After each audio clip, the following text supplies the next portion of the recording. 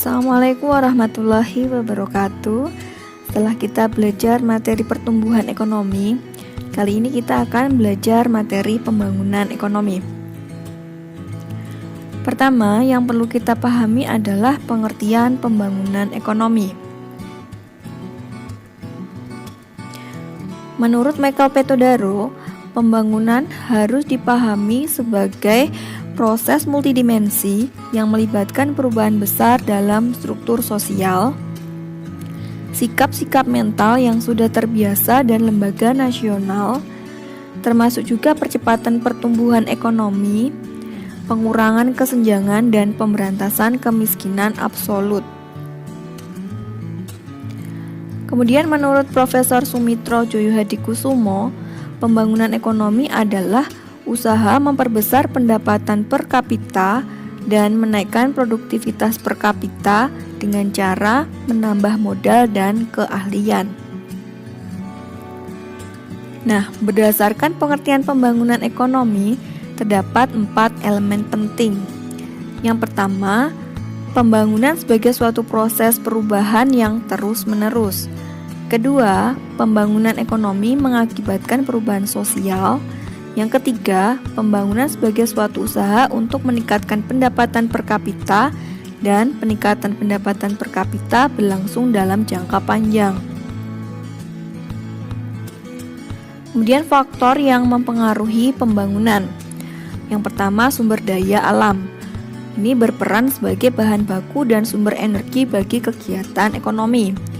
Sumber daya alam meliputi tanah dan kekayaan alam, seperti kesuburan tanah, keadaan iklim atau cuaca, hasil hutan, tambang, dan hasil laut. Yang kedua, sumber daya manusia merupakan pelaku utama kegiatan ekonomi. Sumber daya manusia sangat menentukan keberhasilan pembangunan melalui jumlah dan kualitas penduduk. Yang ketiga, modal. Ini persediaan faktor produksi yang dapat dibentuk dan digunakan untuk menjalankan proses produksi lebih lanjut. Dengan memiliki modal, sumber-sumber ekonomi yang potensial dapat diubah menjadi sumber daya ekonomi real. Kemudian yang keempat, teknologi dan kewirausahaan merupakan sarana penyedia barang-barang yang diperlukan untuk keberlangsungan hidup dan kenyamanan manusia.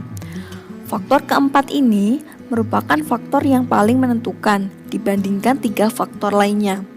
Dengan memiliki entrepreneur yang memiliki kemampuan mengkoordinasi faktor produksi, pengetahuan, teknologi, serta mengkombinasikan faktor-faktor produksi sangat membantu usaha peningkatan produksi. Yang kelima, faktor sosial, politik, dan administrasi. Contohnya etos kerja masyarakat dan pemerintah, kestabilan dan keamanan negara, kondisi sosial budaya masyarakat, serta kemudahan layanan birokrasi. Kemudian tujuan pembangunan ekonomi, yaitu meningkatkan kualitas hidup masyarakat dalam memenuhi kebutuhan pokoknya, meliputi pangan, sandang, papan, kesehatan, dan perlindungan keamanan dari pemerintah.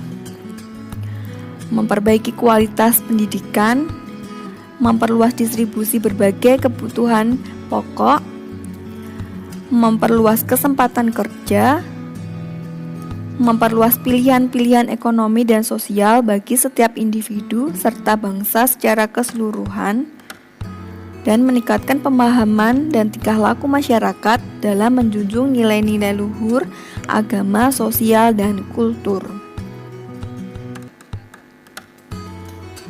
Kemudian indikator keberhasilan pembangunan ekonomi. Yang pertama, indikator moneter, antara lain pendapatan per kapita dan indikator kesejahteraan ekonomi. Yang kedua, indikator non-moneter, yaitu indikator sosial, indeks kualitas hidup, indeks pembangunan manusia atau IPM. Indikator sosial digunakan untuk mengukur keberhasilan pembangunan suatu negara, meliputi tingkat pendidikan dasar, kesamaan gender, penurunan kematian bayi, balita, ibu melahirkan, dan kesehatan reproduksi. Kemudian indeks kualitas hidup. Ini merupakan indeks non-ekonomi yang mengukur kesejahteraan masyarakat dengan menggabungkan 3 indikator, yaitu kematian bayi yang berumur di bawah 1 tahun per 1000 yang lahir per tahun, angka harapan hidup mulai umur 1 tahun, dan persentase tingkat melek huruf. Kemudian IPM atau Indeks Pembangunan Manusia. Ini merupakan indeks gabungan dari indeks harapan hidup, indeks pendidikan, dan indeks standar hidup layak. Kemudian yang ketiga, indikator campuran, mencakup indikator Susenas inti, yaitu meliputi aspek pendidikan, kesehatan, perumahan, angkatan kerja, keluarga berencana dan fertilitas, tingkat konsumsi per kapita, kriminalitas, perjalanan swasta, serta akses terhadap media massa. Permasalahan pembangunan ekonomi di negara berkembang, yaitu kurangnya modal dan rendahnya kualitas penduduk, kepincangan dalam tingkat pertumbuhan antara berbagai sektor ekonomi, kepincangan dalam distribusi pendapatan, serta kelemahan kelembagaan masyarakat, sifat, dan kebiasaan hidup. Kebijakan pembangunan ekonomi di negara berkembang. Yang pertama dengan kebijakan kontrol populasi. Untuk mengatasi masalah pertumbuhan penduduk yang semakin tinggi, pemerintah melaksanakan program-program perencanaan keluarga dan mendorong para wanita untuk mengurangi tingkat fertilitas dan pertumbuhan populasi.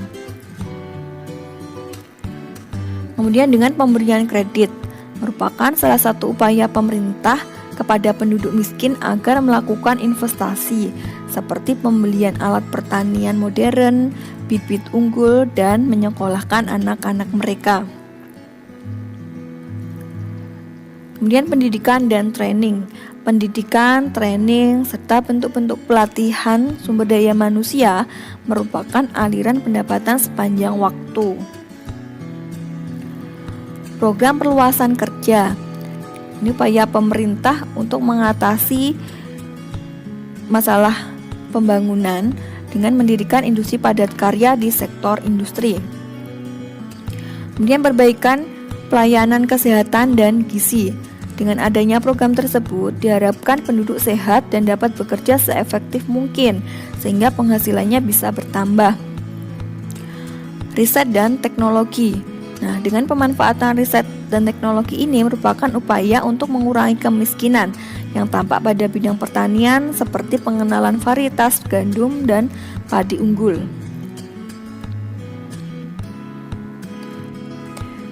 Kemudian pajak. Beberapa kebijakan pajak dapat memeratakan distribusi pendapatan. Tekanan pada kelompok target. Salah satu strategi untuk mengentaskan penduduk dari kemiskinan yaitu dengan mengarahkan program-program tertentu untuk kelompok-kelompok penduduk miskin seperti program melek huruf dan pembangunan di seluruh wilayah Indonesia. Kemudian perang yang terintegrasi terhadap kemiskinan. Program-program pemerintah akan berjalan dengan efektif apabila semua program-program itu digerakkan secara bersama-sama dan secara langsung menolong penduduk miskin. Demikian itu yang bisa saya sampaikan. Sampai jumpa. Terima kasih. Wassalamualaikum warahmatullahi wabarakatuh.